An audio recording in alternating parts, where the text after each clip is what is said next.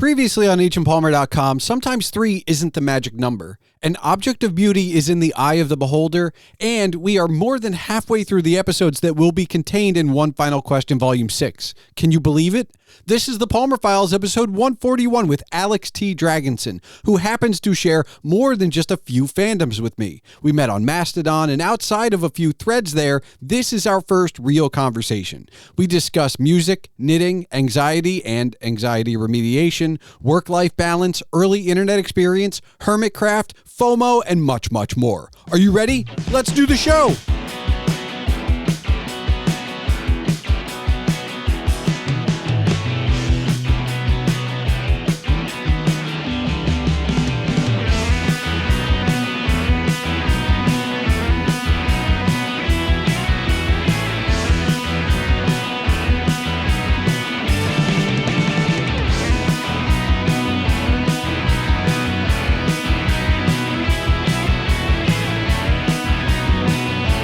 Hello and welcome to the Palmer Files. I'm your host, Jason Stershik, also known as Agent Palmer, and on this 141st episode is Alex T. Dragonson. A writer, yes, I consider them a writer, a knitter, self-described, and a person who I connected with on Mastodon because of a few shared fandoms, such as Loading Ready Run and Hermitcraft.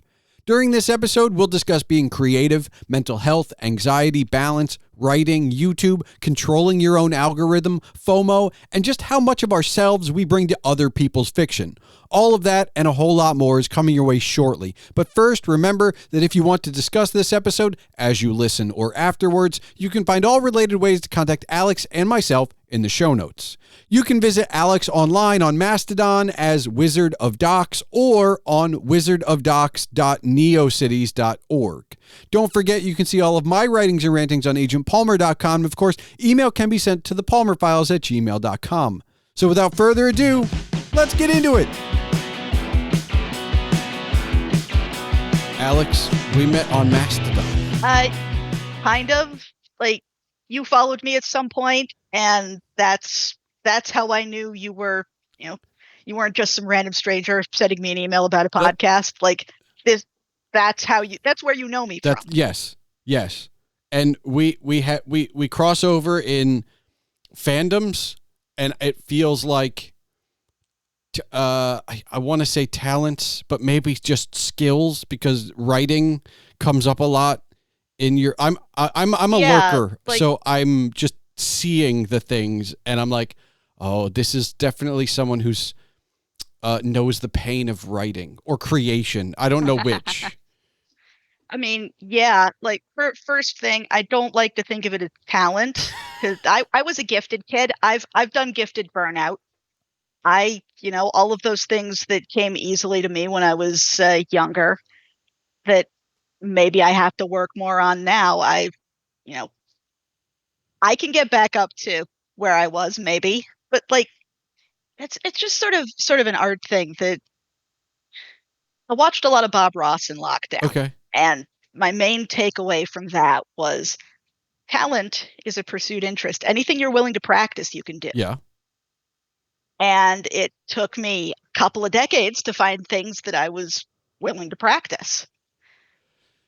And writing's one of them. Okay, that's fine. I would say that I got a little lucky in finding some musical instruments when I was in my teen years that I still pick up on occasion. Which ones? The bass guitar, or bass and guitar.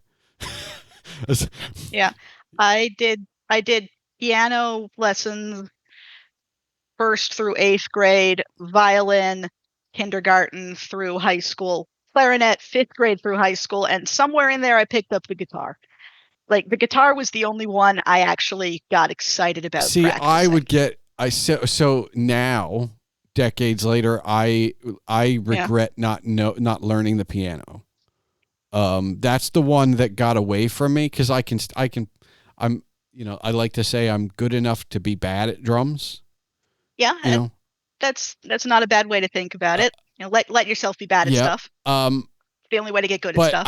The piano is the one that got away, and it feels like it probably will just remain the one that got away, because I enjoy playing the other ones too much to like Mhm. start divvying up time for a new one. Yeah, I've been thinking I should get myself a keyboard and get back into the habit. The reason I don't play guitar anymore is mostly my arthritis. I decided to stick with knitting instead. But also, I left my guitar at my partner's place in Canada. Okay. Well, I mean, not having it around definitely hinders practice. But you do get. Is it the same? Like, if I want to sit down on a Sunday afternoon and noodle on a guitar, I can literally lose myself.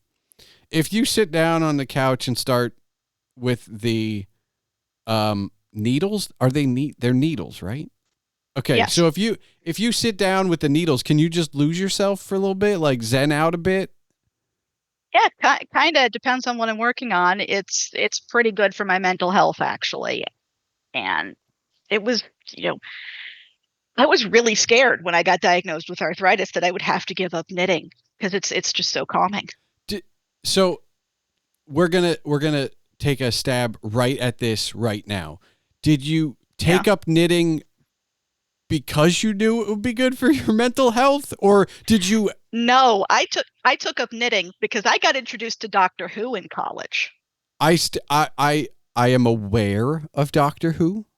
I have not watched any of it. Back in the 70s, the guy who was the doctor for most of that decade wore a scarf of absurd proportions. Okay. Like the story goes that somebody gave a woman in the costuming department a big bag of yarn, said make a scarf, didn't tell her how long to make it, so she just used all the yarn. Just kept going. Okay, yeah. And that scarf became iconic. So when I ran out of New Who, this was in like late 2011, early 2012, I started watching the old stuff. And it was before that, because I got a cousin of mine to teach me how to knit sophomore year Thanksgiving, I think.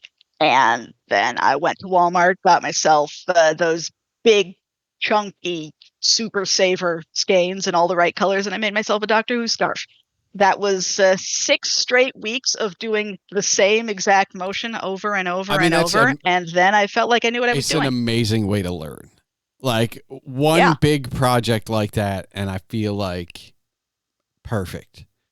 Like, the best way to pick up a new skill is have something you really want to do with it that you can work on. So when do you know this is good for your mental health? Because if you pick it up as just a hobby, you're not thinking of it as like escape or like relief.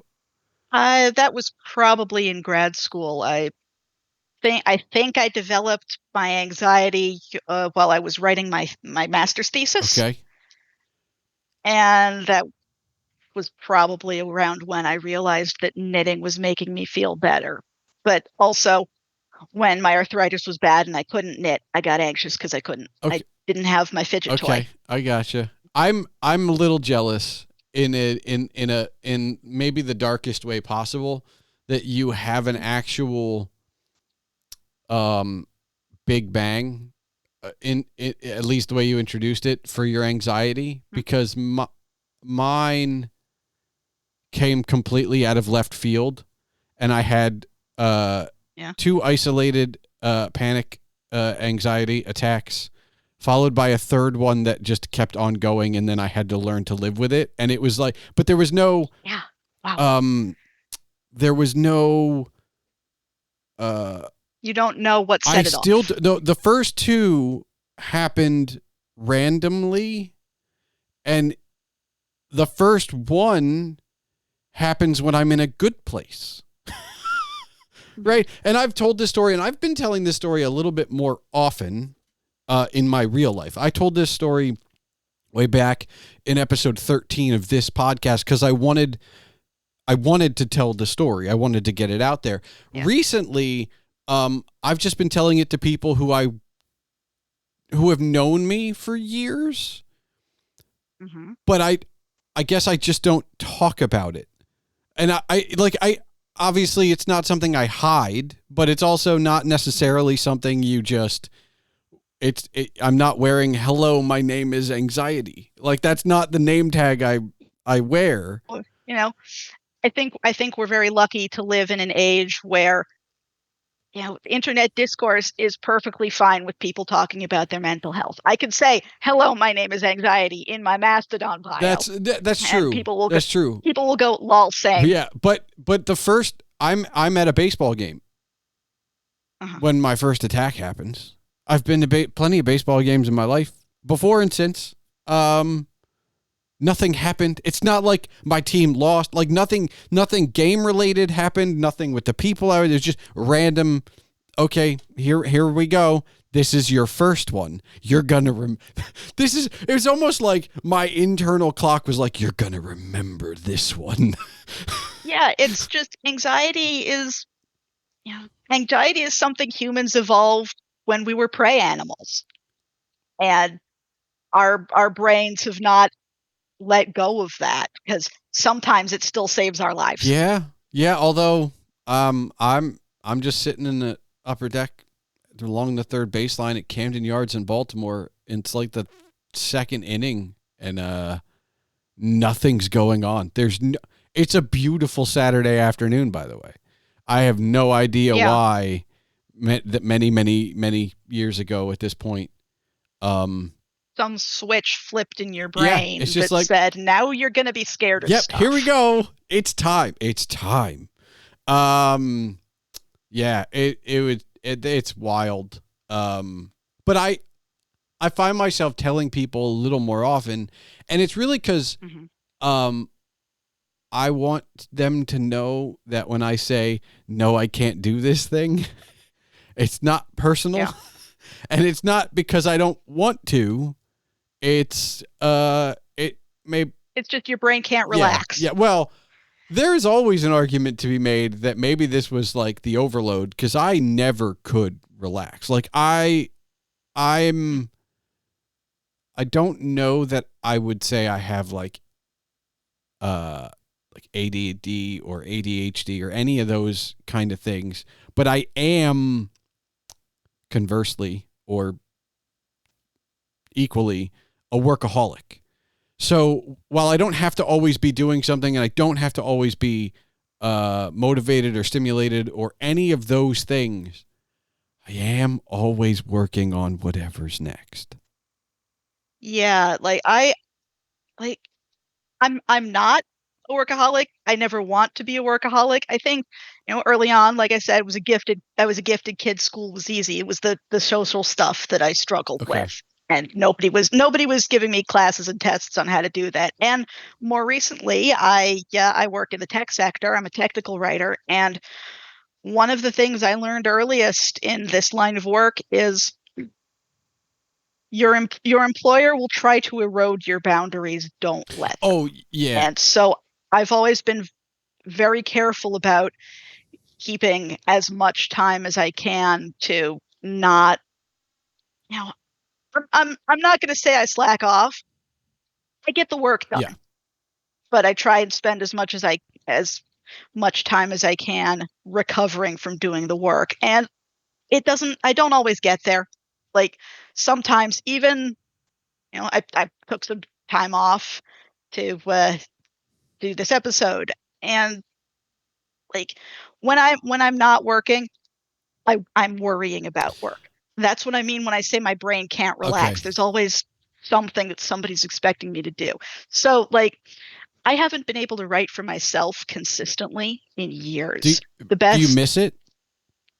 Oh yeah. That's, if I did not have to work for a living, I would have finished my novel already. Okay. As it is, I write best when I'm supposed to be falling asleep. Well, that's not healthy. When I finally relax enough. That's not healthy at all. No, and that's why I keep my phone next to my bed, so I can write stuff down and I won't forget it in the morning. Okay, but it also means you're not getting out of bed to go to some other writing space, so you can kind of keep the sleep disruption to a minimum? Yes, unless an idea really grabs me. Like one time a couple of years ago, I was feeling really intense writer's block, and I texted a friend of mine about it who I talk with about writing a lot, who's the DM of the best D&D campaign I've ever been in, who gave me the setting after he burned out on it. And that's what my novel is. Okay. Is that campaign and what would have happened next. And so I asked this friend for a writing prompt, and he said, tell me about some ordinary people living their lives in a place that the protagonists of your novel won't necessarily get to. And I had that draft together before I fell asleep. Wow. Okay. Sometimes an idea gets me and it won't let go. Those are the best ideas, though. Like, yes, they are. And so you got to run with them as far as they go, or else they'll run away and you lose them. I've had a couple of story ideas recently that I took some notes on, decided to wait a few months until, one of them was for an anthology. I wanted to wait until, other people were starting to work on that same anthology so I could talk to them about it. And when I came back to that story idea, I didn't want to work on it anymore. And I still feel bad that I have nothing to contribute to this anthology. See, I'm thinking back on, like, all right, well, I can't speak for everyone else, but I have been a pretty substantial pack rat of my own writing. And I'm not talking about the blog, because I hit publish every Thursday and share that with the world. I'm talking about the middle school and high school poems. I'm talking about a half a short story from college, right? Like, I'm talking about all of those physical notebooks. The Plot Bunny Nursery. I can look and touch. Yeah, I can do that. But I look at all of those things and I go, the finished ones, I can't seem to touch. I just don't have the discipline to actually edit myself or change it. And then the short stories I've lost. Like, I can read them. I'd be better off handing them to you. Like, do you want, because I just cannot, so I don't know what happened. These are unfinished, clearly, but I read these and I go, I have no idea what comes next. I'm happy to have a look if you want. This is actually, this is a thing I've been doing more of recently with this friend that is the host of a podcast. It's called The Voice of Dog. Okay. It's furry literature, short stories. And actually that story that he gave me the prompt for when I had writer's block, that was my first submission to his podcast. Because I said to him the draft and he liked it.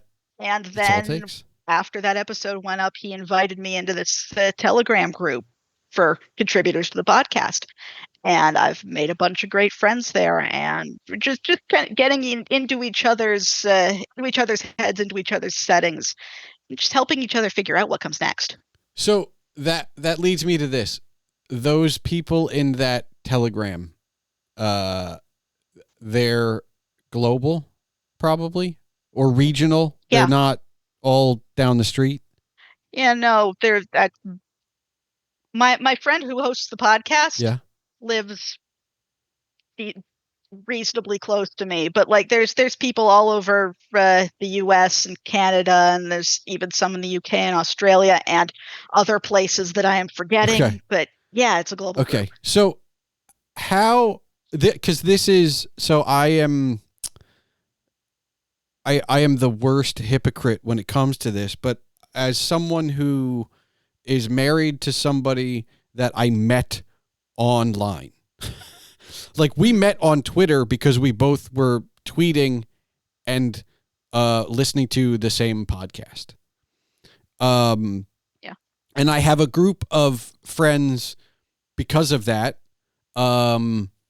similar to the way I met you, as like just overlapping fandoms, and the internet is good. And so I have friends I'm on the East Coast of the US. I have friends in the middle and on the West Coast and on both sides of Canada, a few in the middle. And then I also have friends around the rest of the globe. And all of that is a preamble to say, I still think I'd rather turn off the internet. And that's what I think makes me a fun, weird, like kind of hypocrite, because while I get all these good things and these actually healthy relationships. Yeah, like, I didn't have a whole lot of in-person friends as a kid. I did not have like a fulfilling, supportive social life until I discovered social media. Okay. Like I was part of the Facebook generation. I joined in the late aughts to keep up with people from my youth group who turned out didn't really want to keep up with me all that much. But then as I got into fandom stuff, I started meeting other Doctor Who fans on Tumblr, and I was an admin of a Doctor Who Facebook fan group for a while, and more recently, Mastodon and Discord. Like, actually, I had to explain this once to a woman I sat next to on an airplane. Okay. She was complaining about, kids these days. We're talking a fairly massive age difference, I'm going to guess. Okay. Yeah. And I explained to her that I was a lonely kid, and without the internet, I would have been even lonelier. My pocket friends helped me figure out how to be an adult, how to be a person. Honestly. Yeah, I love some of these people that I've never met. Right, like I can genuinely say that. I still kind of think, on a whole, I'd rather turn off the internet than leave it on. But that's just me. There's definitely huge chunks of the internet we could do without,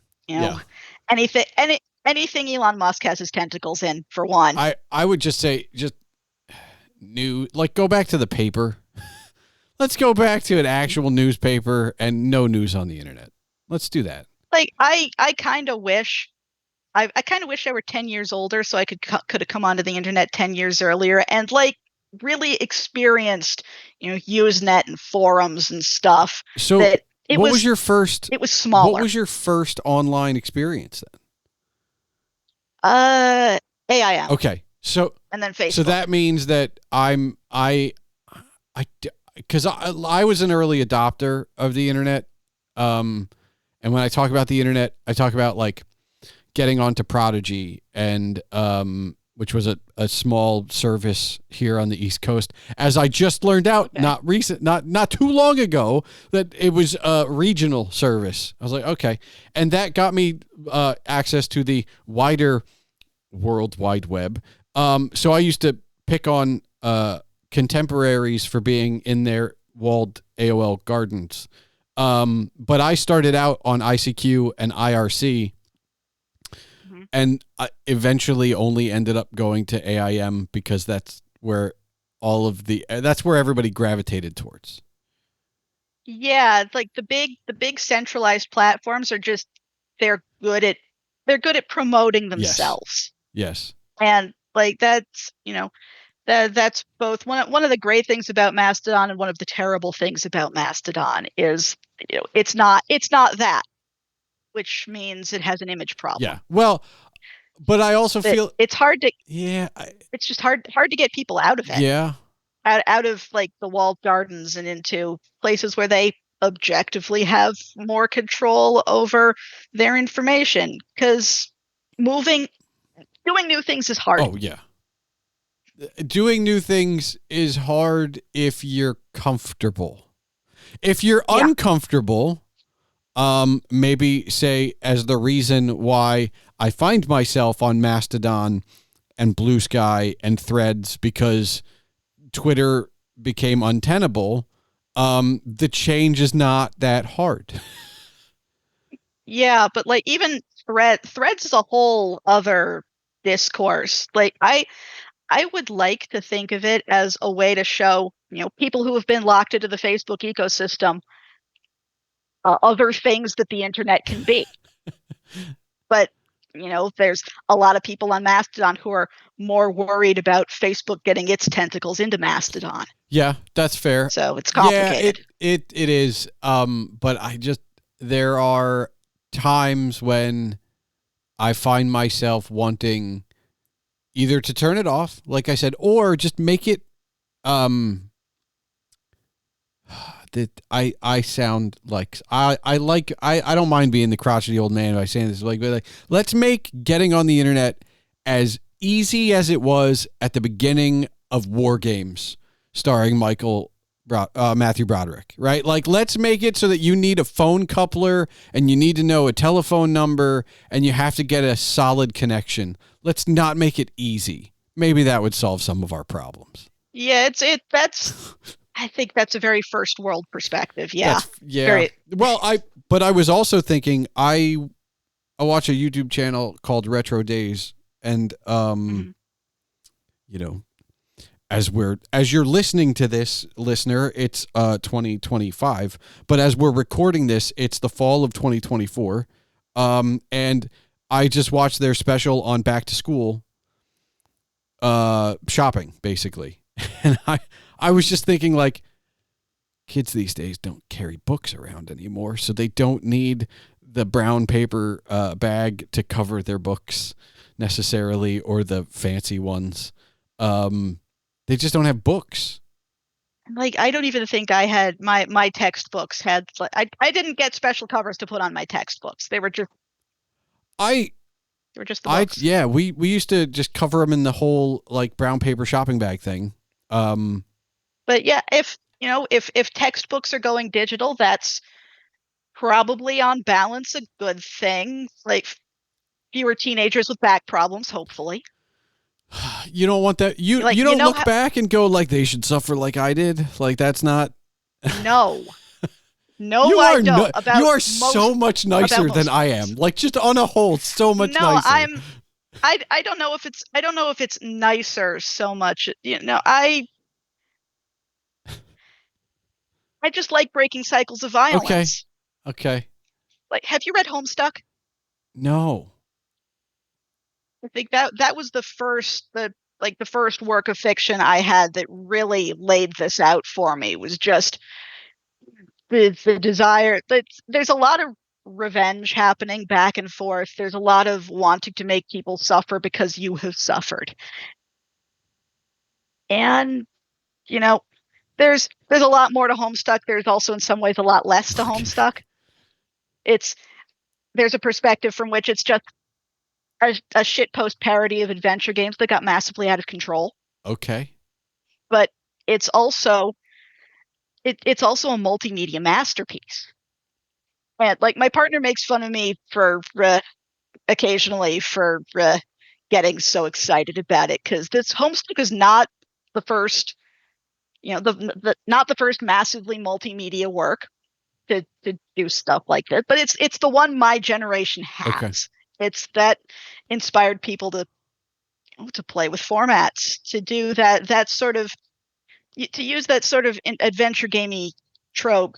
Like, there's still people making comics in the Homestuck style that have nothing to do with Homestuck. Like, look, there's one I'm following right now that's actually it's hermitcraft fan work. Okay. Kind of. It's called Quadruple Life. Maybe a sign of things to come. I don't know. Okay. I don't think so. Grian has said that who comes up with, like, the Third Life, etc. Yeah. Storyline, the gimmicks. He has said that he wants the idea to come out of his own head, so he doesn't listen to suggestions. Yeah. Well, let's go there for a moment, shall we? Okay. I came late to hermitcraft, which, for those who don't know, how late is a Minecraft SMP with a whole bunch of different creators. Survival multiplayer server. And they put out videos, they stream their stuff. And I discovered them. I mean, I know this because I follow Alex on Mastadon, but I can go through all of our a bunch of our fandoms, which is how I got there. I started learning about Minecraft because James from LRR, from Loading Ready Run, was doing the Punch-a-Chunk at the very beginning of the lockdown. And then... Yeah, my Minecraft journey started a little earlier following Surge. Okay. But yeah, about the same place. And then I got into hermitcraft because I was on a short-term technical writing contract with Microsoft that just happened to end as everything was shutting down in mid-March 2020. Okay. So I was unemployed. I suddenly had a whole lot of time on my hands, and daytime television. This is true. Like YouTube had started recommending me mumbo jumbo videos, and this was right as season 7 was starting.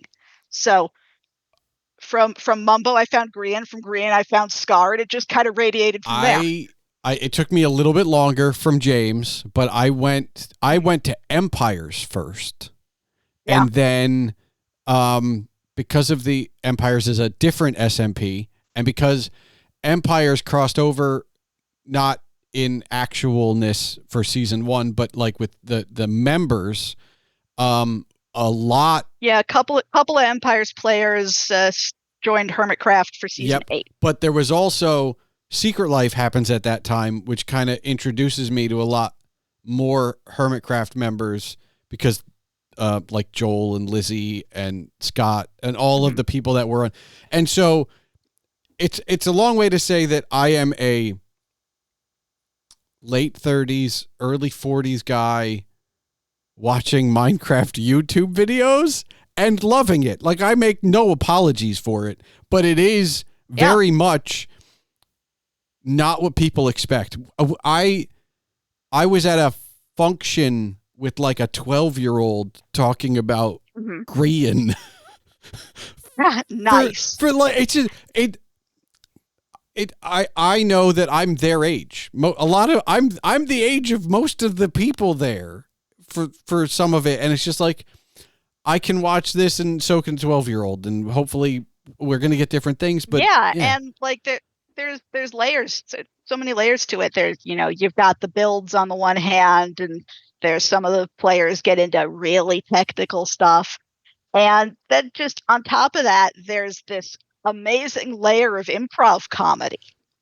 And like, how much of season 7, like how early into season 7 did you come in? I came in at the end of season 8, but what I did was I went back and watched season 7.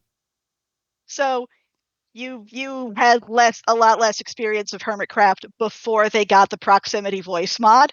Oh no. I mean, it's I a little bit, but not much. But yeah, that changed the format completely. It's made spontaneous collaborations a lot easier to set up. You could just, you didn't have to arrange a Discord call or whatever. You could just drop by somebody's base and say hello. And there's some great moments at the end of season 7 and in Third Life that highlight that. I mean, and I also think that like this opens the door at the same time. I don't know how I found Loading Ready Run. All of this, I guess, is to say this is how YouTube became the first thing I open when I have free time, right? It's not TV, it's not Netflix or Hulu or any of the others. I check YouTube first. Yeah, I don't even have any subscriptions to streaming services. There's the family Netflix account, but I think my sister's in charge of that now. You don't need it. I mean, genuinely, I think that and I know it's just Hermitcraft, and you can make an argument that it exists outside of Hermitcraft as a lot of these small. I'm going to say this and explain it real quick. A lot of these small independent creators are doing good work. However, I don't know that you can call them small. Some of these people have like 10 million subscribers. Yeah, but they still depend on YouTube ads for their livelihood. That's fair. And it is a lot of the times it's them, maybe them plus an editor. It's not massive teams behind this stuff. Yeah, Hermitcraft is explicitly a group of friends who got together to play Minecraft and who have been doing it continuously pretty much for just over a decade. Like who's in the group of friends has changed a lot. But that's like There's every other group of friends we've had in real life. Like people come and people go. And one of the things I love about the current season, season 10, is at the end of season 9, they all kind of got together and realized that they were doing too much algorithm chasing. That's the clickbaity mega base stuff wasn't what people came to their videos for. It was just that people come to these videos to hang out and be parasocial with this group of really good friends. That's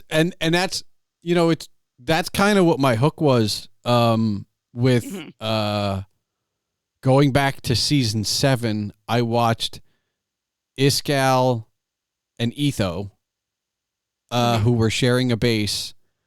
It's season 8. Oh, season 8 then. Yeah.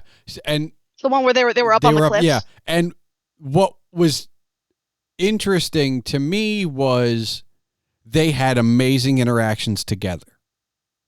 Mm-hmm. But because they're in different sides of the globe and different time zones, the specter of the other was always hovering over, even though it didn't happen very often. Here, Etho, I made you some diamonds to feed your shopping addiction. And it's there in the background, like a friend, like two ships. It is two ships passing in the night. It's just on occasion they hit each other. Yeah, it's amazing how much collaborative potential there is when you're never online at the same time. But at the same time, the hermits I enjoy watching most are the ones who go out of their way to engineer like face-to-face, as face-to-face as it can be, collaborations. Like Joe Hills. Hermits helping hermits with Joe's idea. Just people get together every Monday, work on some big project that one of them needs doing. It didn't last all that. Like most of season 8, and then by the end of season 8, it was just kind of usually back to just him and Zombie Cleo working on their shared build. They did a lot of it in season 9. I didn't know where that started from. Yeah. That was started late in season 7 when Joe decided to build a scale model of the Ever Given. It was a functional model too. I think it was B-Dubs who was trying to transport villagers by boat, and he had to go around. So Joe got very excited that his scale model of the Ever Given actually disrupted commerce on the server.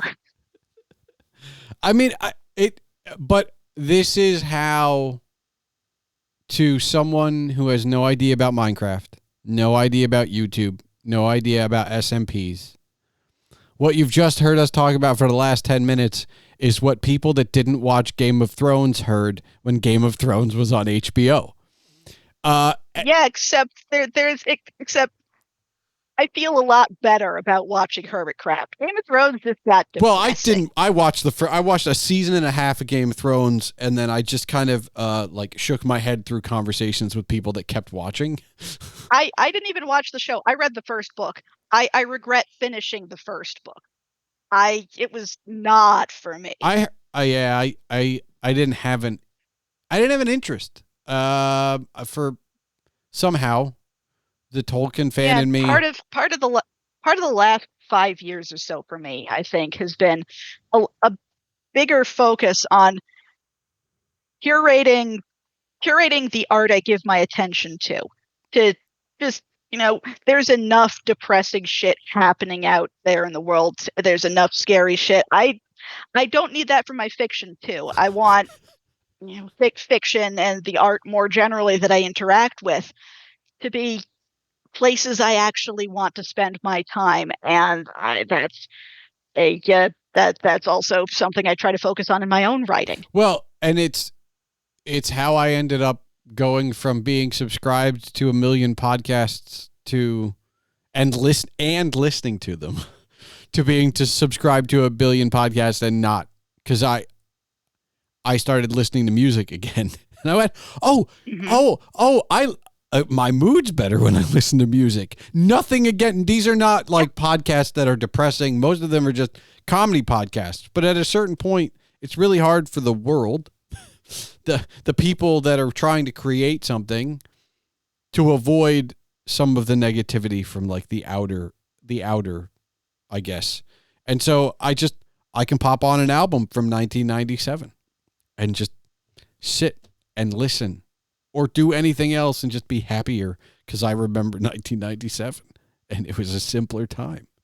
Do you listen to music? Not a whole lot, not for the sake of listening to music. Like the last album I bought was hang on, let me look up the name. I think it's called Perihelion by Sungazer. It's Adam Neely's band. Okay. And is it, I mean, that specifically you bought, but like, do you just have music on in the background usually, or? Like usually I've got like videos on with people talking in them. Lot of Minecraft YouTube, a lot of Minecraft streams, occasionally other loading ready run stuff. Like this is my happy place right now. I mean, I like to commend you that you found a happy place, because like I think I've got a similar one, and I don't know that a lot of people actually have a happy place. Like, and I'm not. It's not doom and gloom, but like Alex and I have found a YouTube algorithm, so to speak, that relaxes us, and it's not, here's all the news, here's everything you need to know, which, by the way, sounds like that by comparison to the stuff we watch that makes us laugh. Yeah. You know, I am my own algorithm. Again, that's the thing I like about Mastodon. I actually I use NewPipe mostly for YouTube videos. That's it. It's open source. It lets you block ads, and there's a version of it that lets you skip sponsor reads and stuff. And you can tell it not to recommend you stuff, and it doesn't go down those depressing and angering rabbit holes that social media algorithms are known for. Now, I asked this question with all due respect because I'm very curious about it, but you said it's YouTube mainly. How did you get over, or did you ever have a fear of missing out? Like, did you ever have a FOMO issue before? I think my experience with FOMO goes back to before my experience with the internet.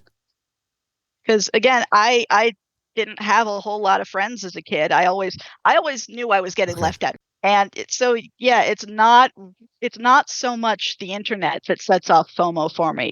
It's people doing things in real life, and either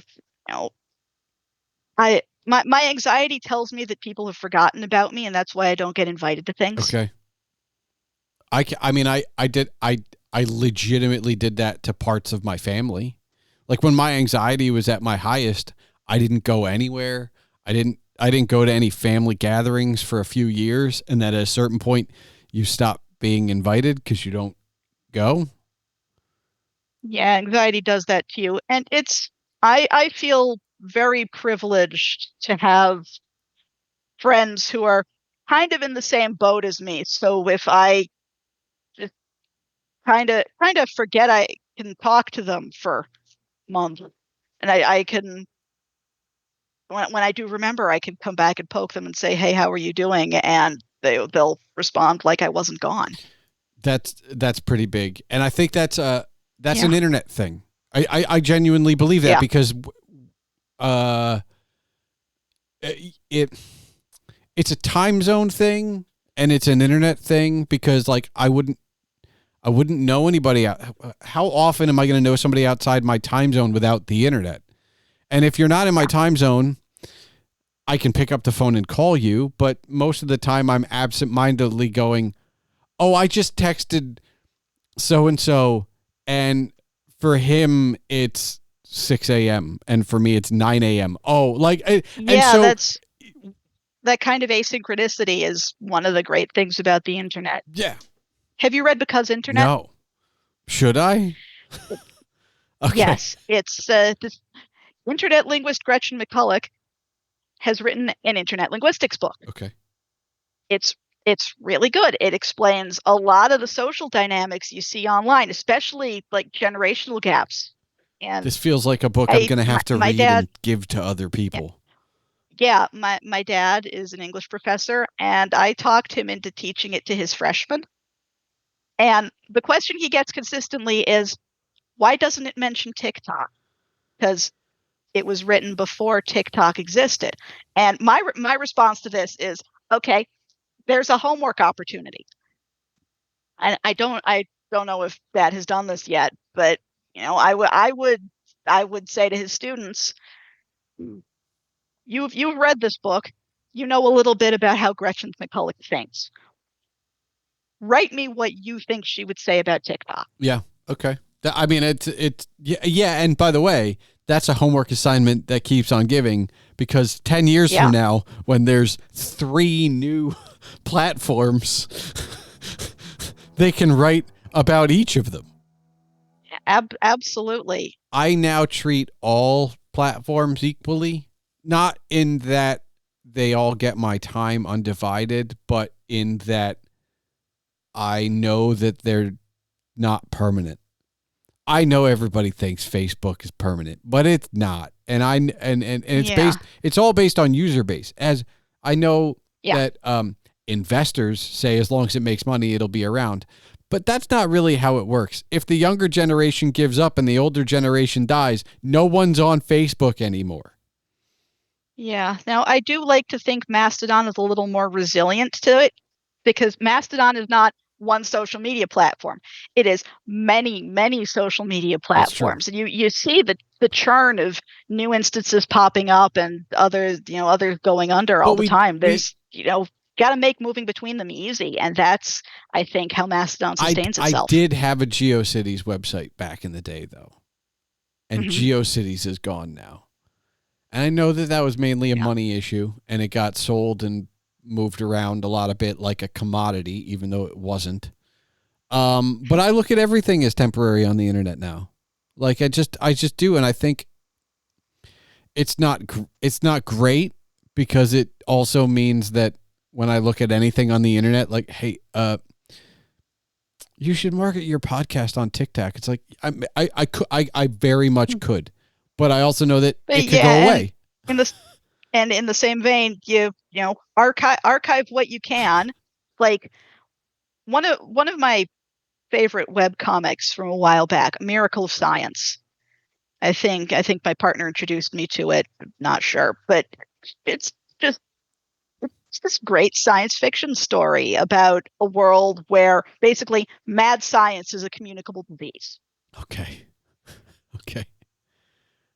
It's wild. And I came back to it sometime this year or last year, and I was shocked it was still online. And so I got my partner to download it for me. And so that's probably gonna be in my hard drive backups for the rest of my life. Yeah, for me it was discovering that Homestar Runner was on YouTube. Because I was like, well, Flash doesn't work anymore. So even if the website did still exist, I don't know if I have a browser that is Flash compatible anymore.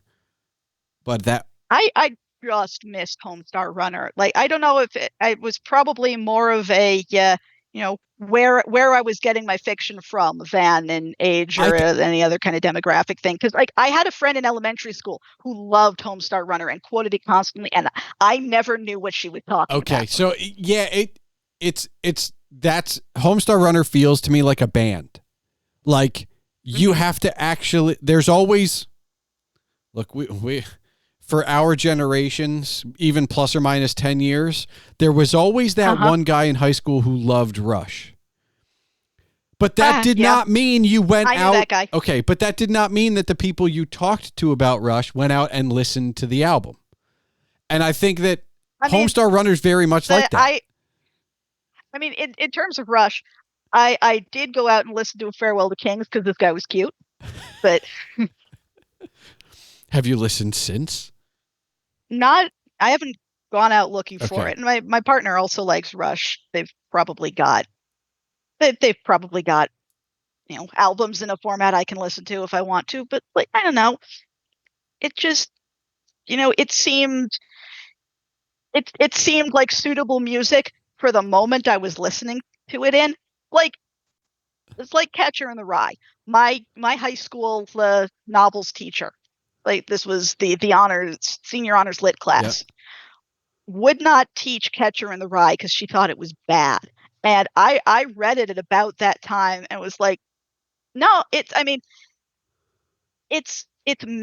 not amazing, but this is the age group that will appreciate it. It's a book about being 16 and nobody understands you. That is the perfect thing to start a discussion in a high school class. Yeah. No. Yeah. And meanwhile, when I went to college, I only know this because I recently reread them. There was a book called The Meadow that I had to read when I was in college, and I hated it. I hated it.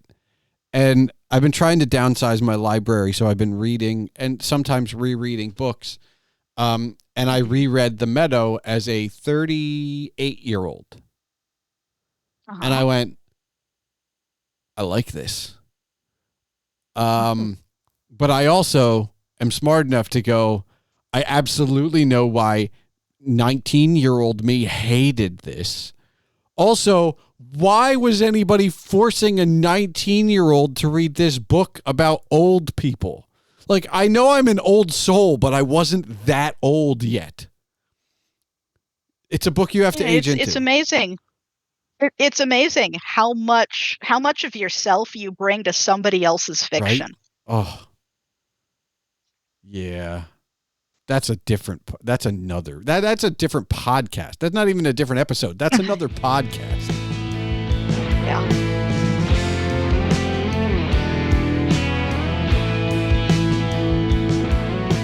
I really enjoy when some of my real life arguments or positions appear in this podcast from my guests.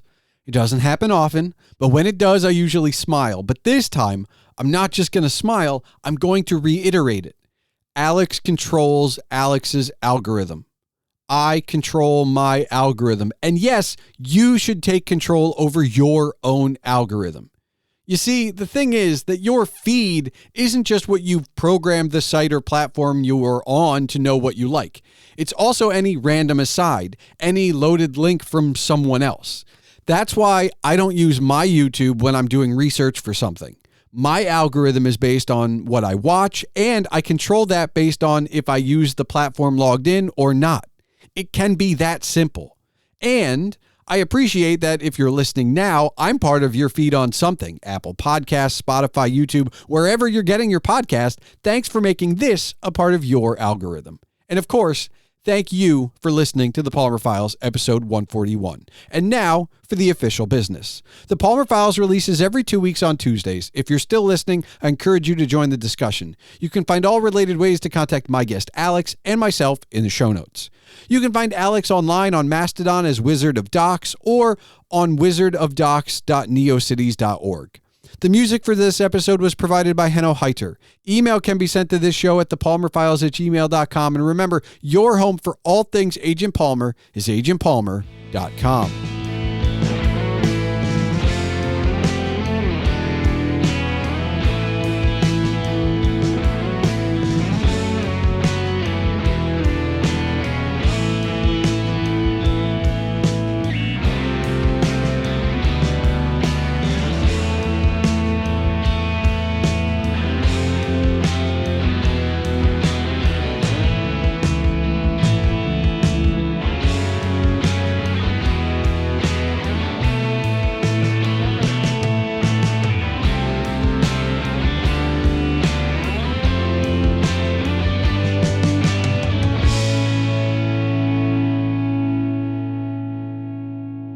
Alex, do you have one final question for me? What's a story you want to see a Muppet movie adaptation of? And who's the token human?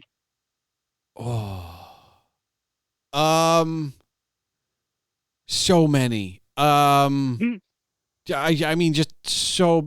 what isn't improved with Muppets? Let's start there. Everything is improved with Muppets. But I'm immediately drawn to the spy genre. And I could borrow from my namesake, Harry Palmer, and go with like, let's keep Michael Caine in the Harry Palmer role and replace everybody else with Muppets on the Ipcris file and be done. But I think that you're probably better off with one of the Bonds where whoever the villain is the human. That's what I would do. I would take any Bond. I'm thinking like maybe we keep Dame Judi Dench as the token human. You could, but I just like the idea that like Goldfinger or Dr. No has to look at like Pepe in a tux, right? Yeah, I kind of like that. I also, now that I'm thinking about it, I like the idea of do one with a male M and have the no nonsense guy just be Sam the Eagle, and then Q is Gonzo. It's a great contrast. Yeah. Although, I do think I know not a lot of people liked the reboot, but I think this would also be a good place for Walter to play the spy. If we wanted to just kind of keep it like maybe straight level on the nose, and then everybody else can basically be an extra from Archer. Something like that. I don't know. It feels like I have no context for that. Okay. Well, I'm not. Well, yeah, that's fine. Don't worry about it. Yeah, it's not that important, but I just feel like maybe the spy genre is probably the way to go. We've already seen fantasy. Like, it needs to be something else, and I guess the only other option would be like, I don't know, take maybe like a Fast and the Furious. Maybe. See, what I was thinking, like, wrote down this question and immediately forgot every work of classic literature I've ever read. Well, that's normal for like that's why people fail on game shows. It's not because everybody in the world. After some thinking, I came back to The Great Gatsby. Okay. Make the narrator human. That's the whole setup of the story is just how weird everything that's going on is to Nick and how disconnected he is from Jay and Daisy and the parties, and he's always an outsider, and that's one of the things you could do with a token human and a cast full of Muppets. I mean, I also think like maybe Lord of the Flies, but I'm also thinking like I don't really know who I want the human to be in that instance. Yeah, Lord of the Flies, another one I read in high school that I don't particularly want to return to. But I read that for pleasure in high school because it was my parents had the same copy because they both had to read it in college. So both of their college copies were in the house, and it was not required reading for my class, but like an older friend had to read it and was telling me about it. So I read that on my own. Yeah, maybe that. I mean, you could also just straight up take. I mean, I would be very comfortable rebooting the MCU with Muppets. Can we do that? Can we do like keep Samuel L. Jackson as Nick Fury? He can be the human. Unfortunately, all the IPs are in the same place, so they could. There's nothing to stop them. Like I've seen this on Tumblr, and I agree with it that Disney is wasting audience suspension of disbelief or whatever attention. I don't know, however you want to measure your audience in doing mediocre live action reboots of animated classics. And what they should be doing is making a little better use of the Muppets. Oh, absolutely. Like, let's take yeah, of course. Let's do Aladdin with Muppets. Let's do Sleeping Beauty with Muppets. Let's do The Little Mermaid with Muppets. Yeah, I'm Beauty and the Beast with Muppets, but the Beast is human. That's the twist I want on that one. And at the end, he turns into a Muppet. Yes, absolutely. Pull a Shrek. Of course. By the way, we're not that far removed from probably, there's going to be a new Shrek movie coming out, but there's nothing to say we can't reboot the original Shrek with Muppets. The first 2 Shrek movies are very good. They really are. They kept making them for some reason. Yeah. Because we know why they kept making them, because they made money. Yeah, they did. The music industry would have been utterly different without those soundtracks. Yeah, and I found a video essay once. The channel's called Sideways, I believe, about the music in the first 2 Shrek movies. That starts sort of thematic juxtaposition of licensed pop music when people are masking being who society thinks they should be, and then the orchestral music when they're being themselves. Like that whole, like, Shrek has an orchestral hero theme. Yeah. I need to rewatch. I haven't rewatched it in a while, and I feel like I need to, because I believe in college, I don't know what this says about me, but I'm pretty sure that was the first DVD I ever bought. It left a strong impression on a lot of people. Yeah. Very good. But yeah, I think why stop at movies? Like, I think, can we have Cheers redone as Muppets? Norm, whoever plays Norm can still be a human. I feel like that works, but everybody else, Muppet. Perfect. I don't see why that wouldn't work. Yeah. No, because it does. I think, again, everything is better with Muppets.